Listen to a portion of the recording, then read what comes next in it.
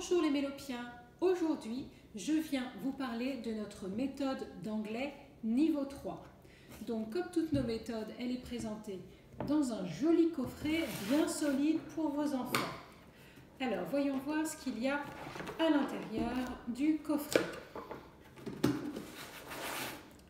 Tout d'abord, vous avez un carton qui vous indique que vous avez des téléchargements à faire sur votre compte Mélopi sur notre site internet. Il s'agit de chansons et de jeux à imprimer.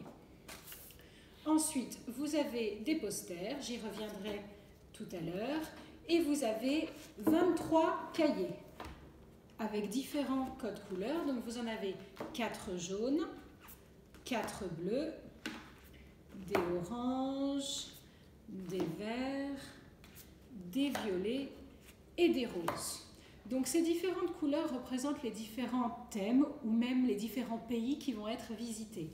Donc avec les livrets jaunes, nous sommes en Angleterre, avec les bleus, nous allons en Écosse, avec les oranges, nous sommes aux États-Unis, les verts au Canada, les violets en Australie et les roses en Nouvelle-Zélande. À chaque changement de couleur de cahier, il y a un poster qui correspond. Voyons voir de plus près ce qu'il y a dans chaque cahier.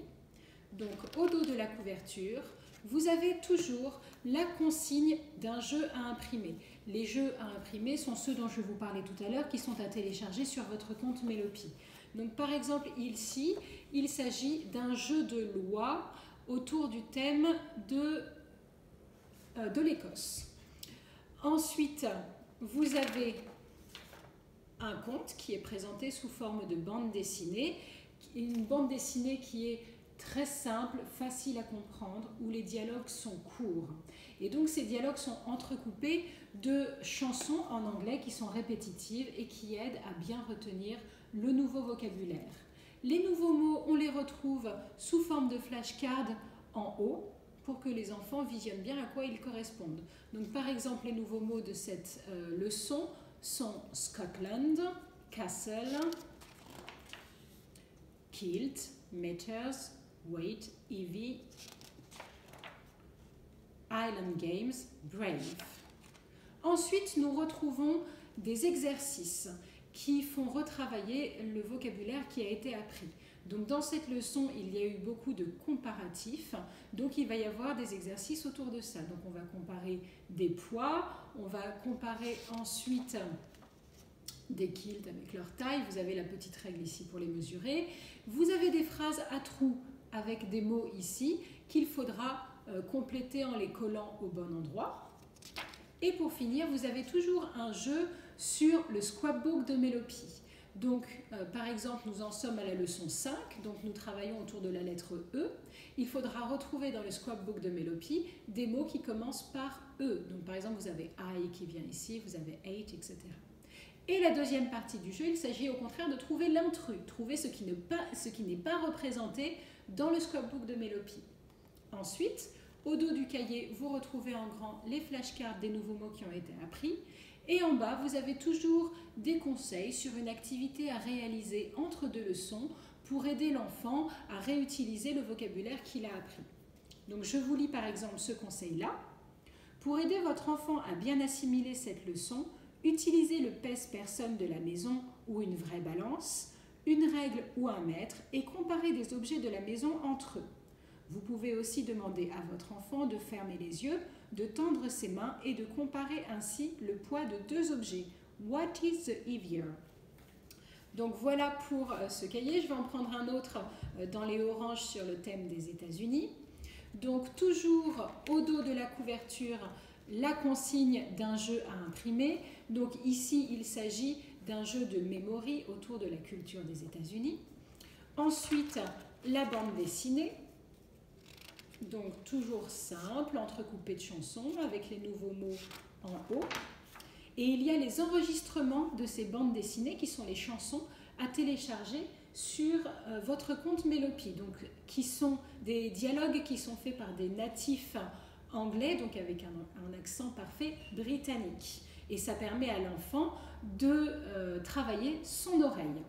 Donc ensuite, après après la bande dessinée, il y a des jeux, donc aussi bien pour travailler le nouveau vocabulaire que pour travailler la culture du pays. Donc par exemple ici, il s'agit de Crazy Horse, un monument qu'on retrouve aux États-Unis. Donc ici pour travailler les nombres, ici pour travailler encore une fois la culture indienne des États-Unis. Et on finit avec le scrapbook de Mélopie. Donc ici nous travaillons autour des lettres I, J, K, donc il faut retrouver dans le scrapbook de Mélopie des mots qui commencent par ces lettres, et ici retrouver l'intrus. Au dos du cahier, encore une fois, nous retrouvons les flashcards des nouveaux mots et un petit conseil d'activité à réaliser avec votre enfant. Je vous lis ce deuxième exemple. Pour aider votre enfant à bien assimiler cette leçon, prenez plusieurs livres de contes, montrez-lui les illustrations et demandez-lui « Is it real ?» Vous pouvez aussi essayer de fabriquer un mini-arc et ses flèches avec un bâton de glace, de la ficelle et des cotons-tiges. Donc voilà pour les petites idées. Donc je vous expliquais tout à l'heure qu'il y avait également 6 posters qui reprennent donc les 6 destinations de nos cahiers. Donc tout d'abord, voici le poster de l'Australie. Donc on va au zoo. Donc vous avez toujours une carte, des photos qui mettent en scène les nouveaux mots appris et tout en bas, les nouveaux mots comme les anciens mots en petit, en flashcard. Et ces mots sont le plus souvent retrouvés, mis en scène dans cette image centrale. Donc voici celui de l'Australie. Je vous montre également les autres. Vous avez celui-ci pour la Nouvelle-Zélande. Donc par exemple, si je prends le mot child ici, on le retrouve ici. Ensuite, vous avez celui des montagnes du Canada.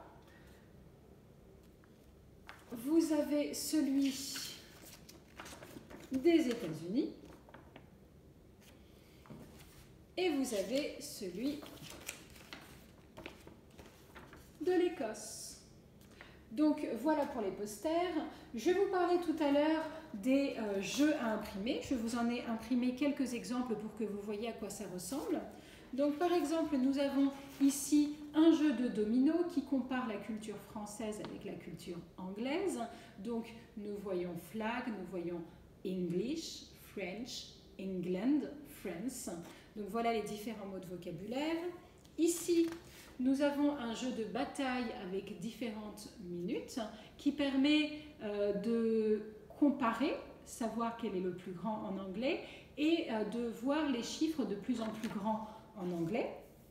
Ici, vous avez un jeu de loi autour de la culture des États-Unis. Donc, on doit faire un tour. Le premier qui a fait un tour a gagné. Et à chaque fois qu'on tombe sur une case, on doit dire ce qui est représenté. Et ici, vous avez un jeu de loto autour des mois de l'année. Donc, chacun a sa planche des mois de l'année. Le premier qui a rempli avec toutes les cartes a gagné la partie. Donc, voici pour les jeux à imprimer. Il y en a au total 23 à télécharger dans la méthode. Si vous avez des questions sur notre méthode d'anglais, n'hésitez pas à venir nous les poser. À bientôt!